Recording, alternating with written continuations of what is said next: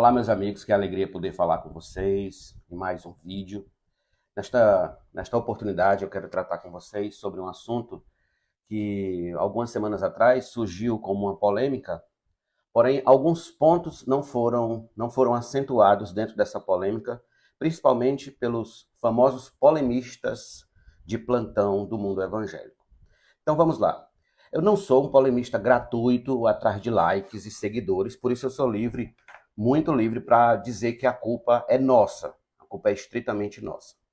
Como eu falei a vocês, algumas semanas atrás surgiu uma polêmica sobre se os adventistas são realmente evangélicos ou não, se são nossos irmãos ou não. Então, polemistas profissionais como Iago Martins, Rodrigo Mocelin, Vagnão, acho que é esse nome, Vagnão, etc., aproveitaram a onda em busca de likes e se lançaram em mar aberto.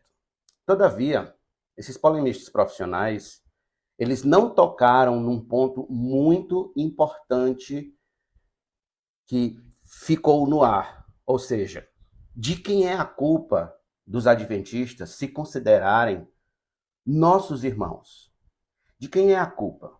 Eu adianto a vocês. A culpa é nossa. A culpa é toda do povo evangélico. Mas por que isso? Vamos lá. Deixa eu explicar. Até certo tempo atrás, a linha que dividia os adventistas dos evangélicos era muito clara, era muito nítida.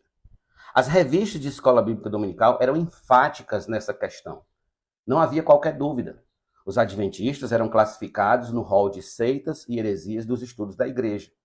Isso era prego batido e ponta virada, estudado tanto das criancinhas até a sala de idosos, até a sala dos mais idosos. O problema começou quando estas linhas começaram a ser apagadas ou, no mínimo, ignoradas no cenário evangélico. Ou seja, doutrinas basilares que nos afastavam dos adventistas do sétimo dia foram colocadas como periféricas e outros assuntos realmente periféricos foram trazidos para o centro. Foram trazidos para uma posição central da discussão. E aqui eu falo de alguns assuntos periféricos como arqueologia, música, filmes. Veja, assunto completamente periférico do qual a gente não tem por que estar discutindo e debatendo. A questão é que nós trouxemos da arqueologia o Rodrigo Silva, trouxemos da música Leonardo Gonçalves e outros cantores adventistas, que eu não conheço todos. Se você conhece algum, por favor, pode colocar aí nos comentários aí, até para eu ficar ciente, mas tem esses cantores tocando em rádios evangélicas, tocando em igrejas evangélicas, etc.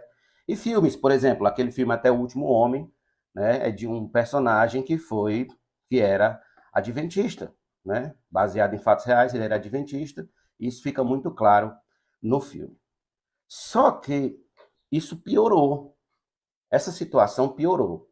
Não ficou só em questão de arqueologia, de música, de filmes, etc. A meu ver, o pior de tudo aconteceu quando grandes nomes do cenário evangélico começaram a fazer lives com os adventistas sem observar qualquer fronteira doutrinária. Aí é onde a coisa começa a tomar um corpo prejudicado. Por quê? Porque, veja bem, nomes como Luiz Saião, que fez lives com Rodrigo Silva, Jonas Madureira, que fez live com Leandro Quadros, e outros começaram a fazer lives, né, cantores fazendo lives uns com os outros, sem observar qualquer fronteira doutrinária, passaram a tratar até como irmãos em Cristo. Um detalhe importante que eu preciso frisar aqui a vocês é que eu não estou falando mal de Luiz Saião, nem de Jonas Madureira, certo? E nem de alguns outros. Ambos esses irmãos são uma bênção, nós temos uma dívida muito grande com eles produzem muito no mundo evangélico, produzem demais para o mundo evangélico. São pessoas assim de um lastro, certo? De contribuição no cenário evangélico grandioso, do qual eu particularmente não tenho 1/10 produzido do trabalho que esses homens já fizeram pela igreja brasileira. Mas nesse ponto eles erraram feio. A verdade seja dita. Nesse ponto eles erraram feio. E isso precisa ser pontuado. Porque agora nós estamos com o prejuízo. Em outras palavras, esses irmãos saíram da antiga posição de confronto doutrinário para a posição de conformação doutrinária. A se conformarem, de certo modo, em certas questões doutrinárias, em nome de quê? Da conveniência do momento. Por exemplo, nós, evangélicos, não temos um arqueólogo crente. Nós não temos um arqueólogo crente. Não temos quem fale em nosso nome nessa área, sendo um crente convicto. Mas a gente tem um adventista. Então, nós vamos trazer ele para perto de nós e mostrar que a gente não é tão diferente assim. Vamos, se a gente precisa provar certas passagens bíblicas, né, e confirmar isso por meio da arqueologia, por que não pegar emprestado esse, pegar emprestado aquele, situações dessa natureza, em nome da nossa conveniência, vocês estão percebendo? Em nome da nossa conveniência somente. Então, parafraseando aí o Adalto Lourenço, foi assim que tudo começou. Portanto, a culpa disso não é deles, é nossa. Nós abrimos as portas e eles entraram sem se arrepender de seus erros doutrinários, sem qualquer custo para eles. Sendo que isso era tudo o que eles queriam há anos que eles queriam isso. O grande sonho dos adventistas, irmãos, era ser chamados de evangélicos no Brasil. E eles estão conseguindo isso, por quê? Porque nós abrimos a porta. Nós escancaramos a porta. Isso é que precisa ser ponderado. Aliás, o próprio André Valadão, que suscitou esta polêmica, já fez vídeo com, por exemplo, o padre Fábio de Mello, dizendo que o admira e até cantaram no mesmo palco. Vocês entendem a incoerência? Porque toda essa polêmica, 4 semanas atrás, mais ou menos, 4 ou 5 semanas, surgiu quando o André Valadão disse que os adventistas eram uma seita. Eles não eram nossos irmãos, que eles eram uma seita. Mas veja a incoerência do próprio André. A incoerência do próprio André. Outra coisa que não se fala mais, e que já se falou bastante no passado, por exemplo, eram as músicas do Voz da Verdade. E hoje se canta a música do Voz da Verdade em tudo que é a igreja que se diz evangélica. Não há ferrolhos, nem portas, e por aí se vai. E canta-se essas músicas em nossos cultos, quando nós estamos reproduzindo a música de um grupo herege que nega a existência da Trindade. E ninguém diz nada. E ninguém fala nada. Por quê? Porque nos é conveniente. Então, quando nos é conveniente, a gente se cala. Vocês percebem que quem é que abre as portas para hereges subir os nossos púlpitos, cantar em nossas igrejas? Somos nós mesmos. Então, em nome dessa conveniência, nós estamos chamando de irmãos a quem a gente devia estar evangelizando. Estamos abandonando a vigilância da fronteira doutrinária. Em nome da conveniência, os pastores precisam observar isso e voltarem a serem mais cautelosos com quem se associam, com quem faz live, com quem estão ali chamando de irmãos em nome de uma conveniência do momento, em nome de uma oportunidade do momento.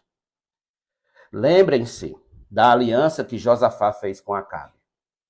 O Senhor repreendeu duramente a Josafá por causa desta aliança. Porque o jugo é desigual. Nós não falamos a mesma língua. A luz e as trevas não têm comunhão, não há como se unir, diz o apóstolo Paulo.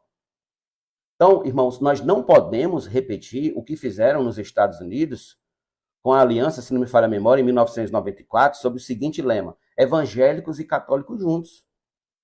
Nem o que grande parcela dos evangélicos de Londres fizeram quando aprovaram a declaração de Nottingham, onde afirmavam que a irmandade com os católicos era genuína, era normal. Então, lembrem-se, nós estamos separados pela verdade. Estamos separados pela verdade. E aqui eu quero trazer a vocês, como eu prometi, uma indicação de um livro, também citação, e eu quero trazer para vocês a indicação desse opúsculo da editora Fiel, Separados pela Verdade, de Peter Master. Separados pela Verdade, de Peter Master. Então, permita-me ler um pequeno trecho desse livreto, para vocês entenderem o que significa ser separados pela verdade. Peter Marsh diz assim, sabiamente: quando se trata de separarmos da falsa doutrina, Satanás proclama, abre aspas, Deus realmente otorgou um mandamento de não adorar, evangelizar ou estudar teologia juntamente com os não evangélicos? Você não experimentará reveses, pelo contrário, prosperará e seu testemunho florescerá por aproveitar as oportunidades oferecidas. Você conseguirá oportunidades que jamais obteria em manter-se separado. É produtivo ter uma atitude negativa e assumir uma postura de julgar os outros? A salvação realmente está limitada àqueles que possuem a experiência evangélica do novo nascimento? É necessário denunciar como errada a doutrina da Igreja de Roma e o liberalismo como uma mentira? Será que não podemos ver algo bom no catolicismo e no liberalismo e cooperar com estas pessoas? Com certeza, causar divisão entre o povo de Deus é algo terrível. Como é possível alguém ser tão arrogante a ponto de reivindicar o monopólio da verdade? O diabo odeia o ensino bíblico de nos separarmos da falsa doutrina, porque ele é o pai da mentira e autor de confusão. A tragédia do evangelicalismo moderno consiste no fato de que o discernimento e a separação têm sido amplamente abandonados, deixando a porta aberta para que Satanás realize seu estrago. Fecha aspas. Separados pela verdade. Essa é a grande verdade a nosso respeito em relação aos adventistas, aos católicos, aos mormons, aos testemunhos de Jeová, e a tantas outras que hoje não se pode mais chamar seitas, dizem que tem que chamar de religião comparadas. Então, essa é a nossa postura, estamos separados pela verdade. Se eles quiserem ser nossos irmãos, tem que se arrepender de suas doutrinas erradas, se arrepender de seus pecados, confessar Cristo como único e suficiente Salvador, parar de crer em doutrinas falsas, em falsos profetas, em falsas profetias, e seguir somente a Cristo e a doutrina apostólica. Portanto, amados irmãos e amados pastores, voltemos com urgência à trincheira doutrinária e sejamos firmes em batalhar pela fé. Este é o vídeo que eu quero trazer para vocês hoje. Quero agradecer, aliás, pela paciência de vocês assistirem até o final, até aqui. Lembrando que é muito importante tratar desse assunto, porque é um assunto que às vezes passa no ar e a gente não percebe, não trata, não observa de quem verdadeiramente é a culpa de certos problemas que a igreja enfrenta no seu caminho. Que Deus abençoe a todos. Peço perdão, tinha uma mosquinha aqui voando por aqui, que a minha janela está aberta. E essa mosquinha entrou e ficou participando da gravação. Mas, bem, Deus abençoe vocês e até o próximo vídeo, se Deus quiser.